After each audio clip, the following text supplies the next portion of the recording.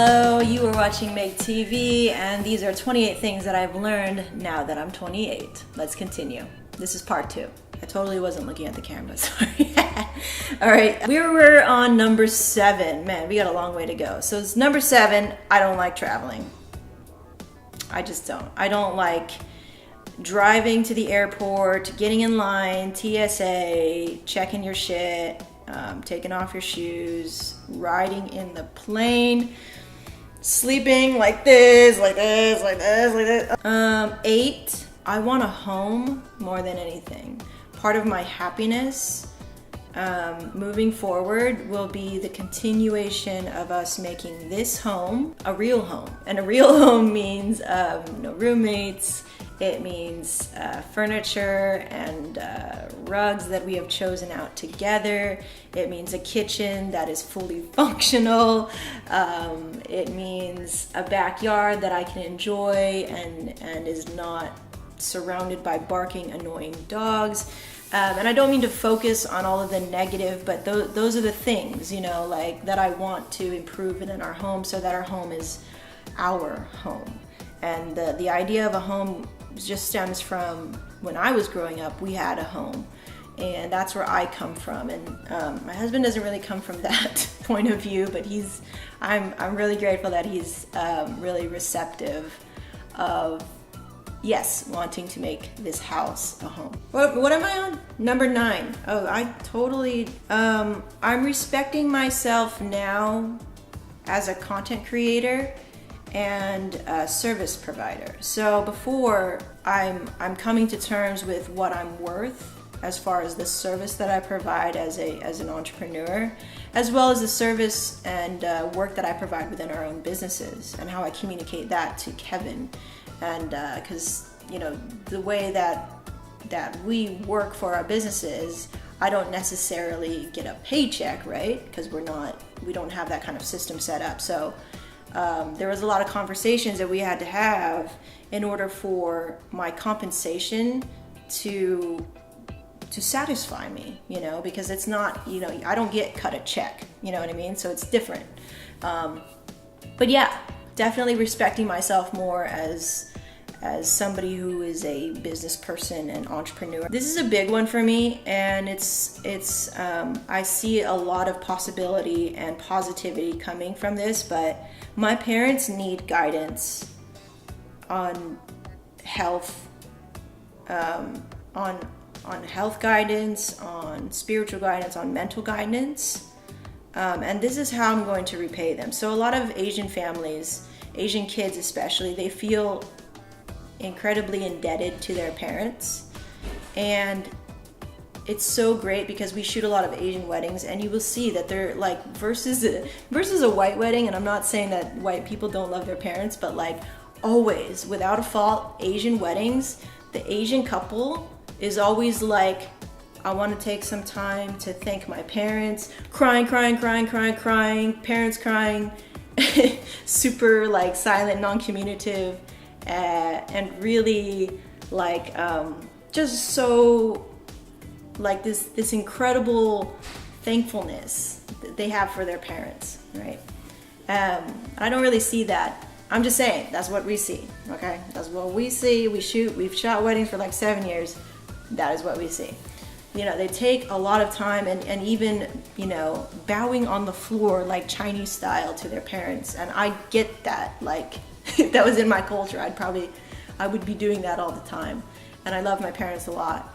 And the way that I'm going to give back to them is by opening us up as a family, talking more, and opening up their mind to the idea that they can have the life that they want instead of feeling like it's too late, or I'm sacrificing, or this is all for my children. Like, I don't want my parents to feel like they don't also have a life, and they aren't also human beings that want and desire things of their own.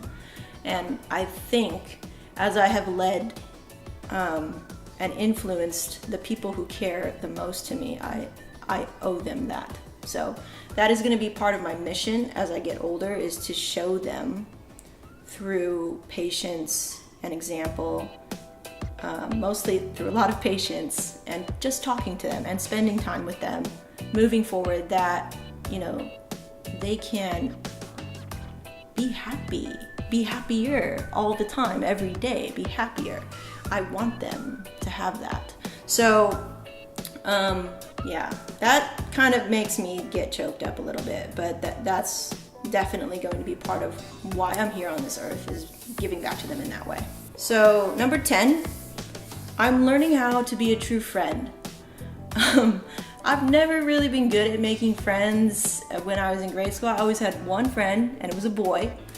And then later on, maybe like 2 friends, and they were maybe 2 girls and then a boy. So it's like, you know, never really having a lot of friends because I was so introverted and shy.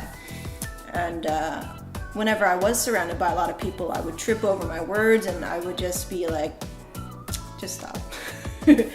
And now, it was so important for me to find true friends of my own in this age because, for one thing, you know, when I started in online entrepreneurship, I didn't have the support. All my friends were corporate, you know, corporate workers. They don't understand entrepreneurship. They don't want to. They're good. They're settled. My husband was an entrepreneur but didn't get the online entrepreneurship world, so I had to go out and make friends. And during that time, within like basically only the last couple of months, I've learned how to make friends and be a friend, and it's been really amazing, and it's giving me such a great opportunity to grow as a person and in my business. So it's awesome. Yeah, friendship is so important. And I feel like I'm late to the party, but like, better late than never. Number 12, I've learned how to turn it on. And this has become a very common topic when I get interviewed, is that I always tell people, yeah, I was incredibly shy, introverted, blah, blah, blah. And they go, I wouldn't guess that. And that is the same response every single time. Like, I wouldn't have guessed that. And it's great for me because I go, sweet. They don't see it. They don't see that this is a skill that I have practiced day in and day out, like here in front of the camera, and how to talk, how to turn it on, how to be extroverted when it serves me and others. So, yeah, turning it on. If you can turn it on, if you can force yourself to turn it on so you can be more, you can be better, I highly encourage that. The best way to really start, you know, stop being so introverted and weird, because I was so weird, start vlogging. All right, so number 13. I've developed a pretty good palate to cook on the fly. Number 14, I'm taking fitness and health much more seriously. I don't want to say seriously because I'm not taking it like seriously. Like, I'm not counting all my macros and shit. Like, I'm just very much have incorporated fitness and health into the routine of my life on a daily basis. So whether it's listening to the Model Health Show and expanding my mind about health so that I can gear my mind to motivate me to keep working out, to try, you know, weightlifting, to stay away from bad things, to go braless, to all this stuff. Like, I'm very grateful that I actually had the courage to do it.